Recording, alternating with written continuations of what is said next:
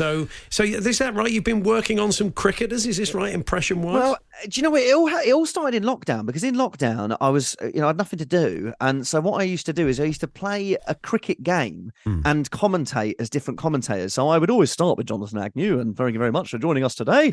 And we have a fantastic game ahead, and I'm here with Jeffrey, of course. No, I know. Well, it was nice to hear, Jeffrey, in your bulletin just then. I think Johnny Bairstow is dozy. He needs to look over, see that the over's been called, and then don't step out your crease. But the Australian captain should have apologised, because it's not cricket. But the one that I really love working on is Michael Vaughan, because the thing is with Michael Vaughan, you need to never take a breath. When you're talking as Michael Vaughan, you need to talk about the Aussies. The Aussies will be regretting the way they played that, but I'll tell you something, they'll be up for it headingly. Johnny Bairstow and the rest of the players, they've got their head in the game. Don't take a breath. If you take a breath, you ruin your speech. Very good. That's very nice. Have you had the chance to do that for him yet, Luke? I think he'd probably like that. Do you know what I did? I actually did have an opportunity, but bottled it. I did have an opportunity. I did, because it was in a room full of about 300 people. I was with Rory Bremner, and Rory's so lovely, and he's like, go on, Luke, do your impression. And I was like, oh no. So I did. I think I did BeIN and Michael McIntyre, and just got some... Well, Richie Benno, that used to be in like the impressionist book, didn't it? In one of the ones that was absolutely sort of on of the course, list. you've got to. It was the fantastic one. You'll have to start. It was that 202 for 2 off 2. But it was the wonderful 12th Man. There used to be a fantastic series where a guy did him loads of cricket impressions. He was absolutely fantastic. Now, you're going up to the Edinburgh Festival with this is a great idea. A one-man musical called Gritty Police Drama. Yeah, you've gone for it. I mean, people are going to know what it's about, clearly, aren't they?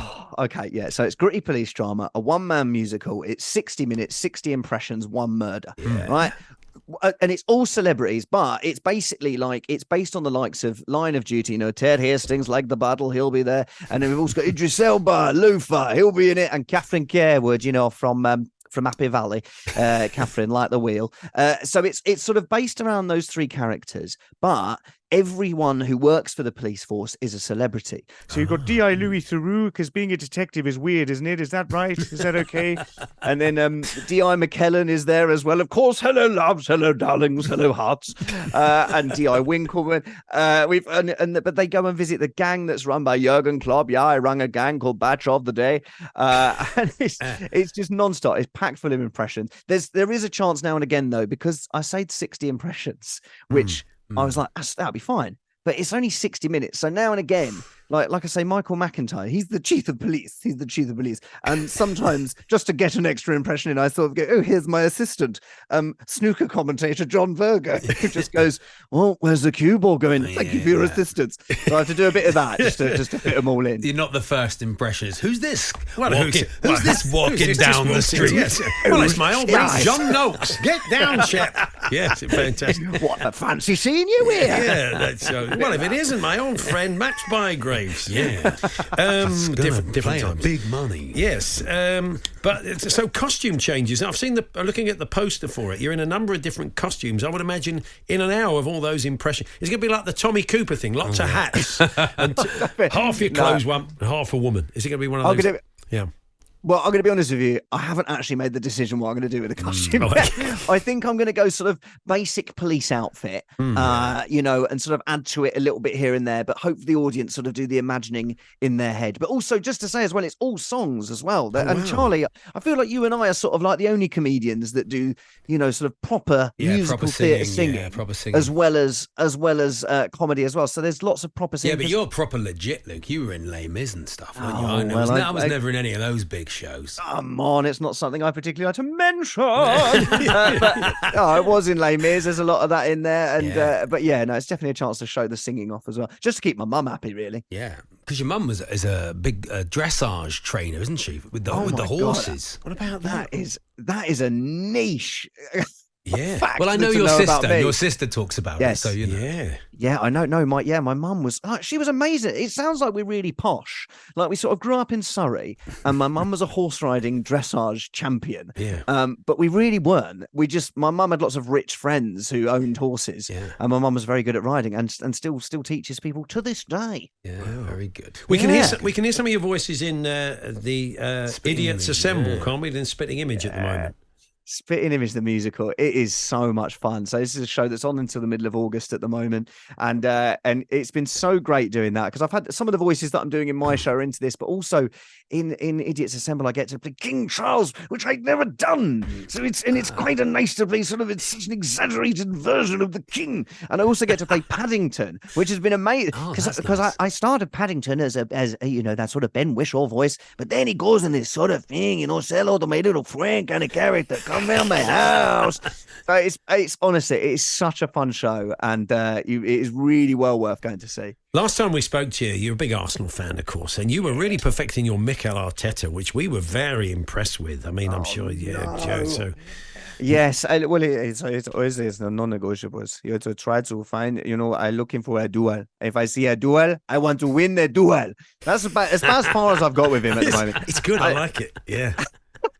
He's my hero. I always find it hard to do impressions of people that I like, and he's my hero. I love him. I love everything about him. If you can get a couple more Arsenal players or Arsenal management or whatever in, because you do Arsène Wenger. Have you done the Arsenal end of year dinner? Imagine with the Arsène Wenger chatting, that would be good, wouldn't it? Well, look, I've done Arsène Wenger to Arsène Wenger, of course. I don't know if I've told you this before, but look, yes, was he impressed with my impression? Yes. Was he a little bit awkward? Yes. Did I feel embarrassed? No. But no, it's amazing. I'd love to do the end of season thing. That would be. I don't know. Would I love to do it? Meet your heroes? Maybe not. Yeah, I know what you mean. You wouldn't want them all sitting there giving you like 1,000-yard stare and not laughing. You'd hate it every time you watch them play. It wouldn't be the same, would it? Oh, and also, most of them I probably don't speak English. Yeah. So you'd be there trying to do your gags. Yeah, you're doing biggins and they haven't got a clue. Exactly. Yeah, exactly. Fabio Vieira's not going to be massively into my Christopher Biggins impression, of course. The Jason Manford ultras have turned up to come at you, Luke, I'm afraid. Right. Of course, sorry. Yes, Manford got there first. Manford's in all the musicals, isn't he? Oh, yeah, of course he is. Luke's saying it's just me and him. Oh, yeah, that's Jason true. Manford playing the lion at the Palladium. Of course he is, yeah, Jason. Yeah, what a voice! What a voice he's got. Thanks a lot, amazing. Paul, oh no, well I'm not it's dissing fine. you two. I'm just on saying, my Instagram at the moment. What a voice he's got. On my Instagram at the moment, I'm singing all the old adverts at the moment. I love Instagram it. If people would like to come and find that. What adverts? Give us one of the adverts you're singing. The red car and the blue car had a race. All they wanted to do was stuff their face. The Milky Bar. The Milky Bar. Oh, it's so good. I love it. Everything he sees, from trucks to prickly trees. But sad old blue, he took the Milky Way. Oh, that's nice. So giving it the treatment. A bit of that, the treatment. Sorry, Luke. You should get an Your orchestra. interview is not mine. I wasn't getting jealous. I love it. These showbiz I thought we were all doing a bit. You do a bit these now, lovies. Paul. I can't sing, love. I can't sing. I'm afraid my singing days are over. So we're going to play Celebrity Combination. We should tell people first, though, that they can get their tickets to see you in Edinburgh. Where do they go, Luke? What do they do? Go to lukekempner.com and you can buy all the tickets there for Gritty Police Drama, the one-man musical. Fantastic. Yeah. Let's play Celebrity Combination Lock.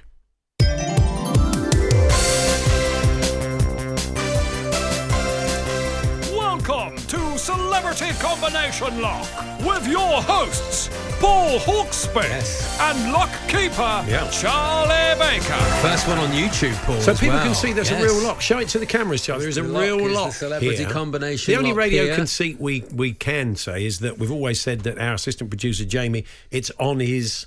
It's on his locker. Oh yes, it's on his locker at the gym. Something. This is the idea, Luke. It's on his locker at the gym. He can't get it off. He went out and had a few beers after he went to the gym. Can't get his gym kit is basically leaking out the bottom of the locker now. They want it opened. We need the combination.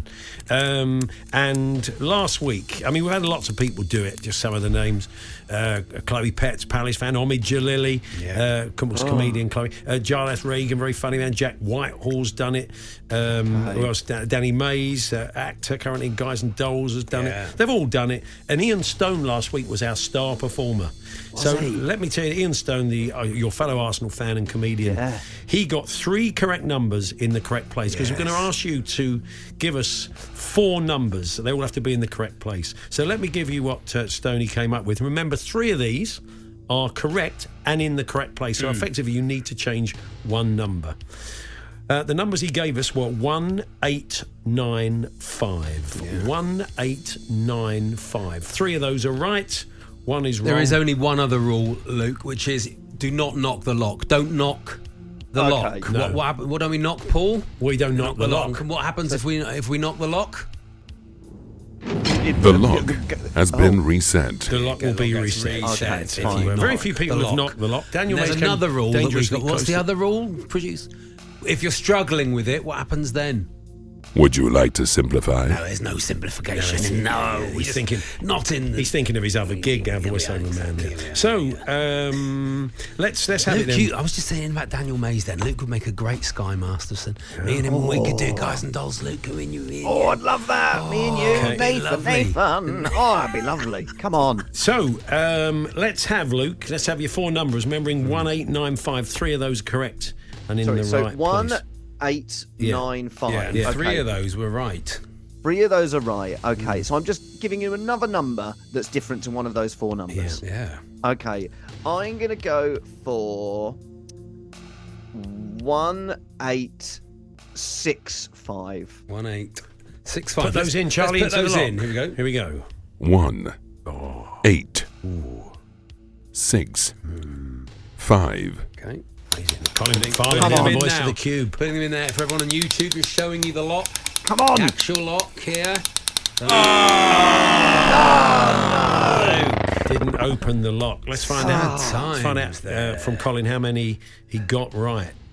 2, 2. How many in the correct place, Colin? 2. 2. Went backwards.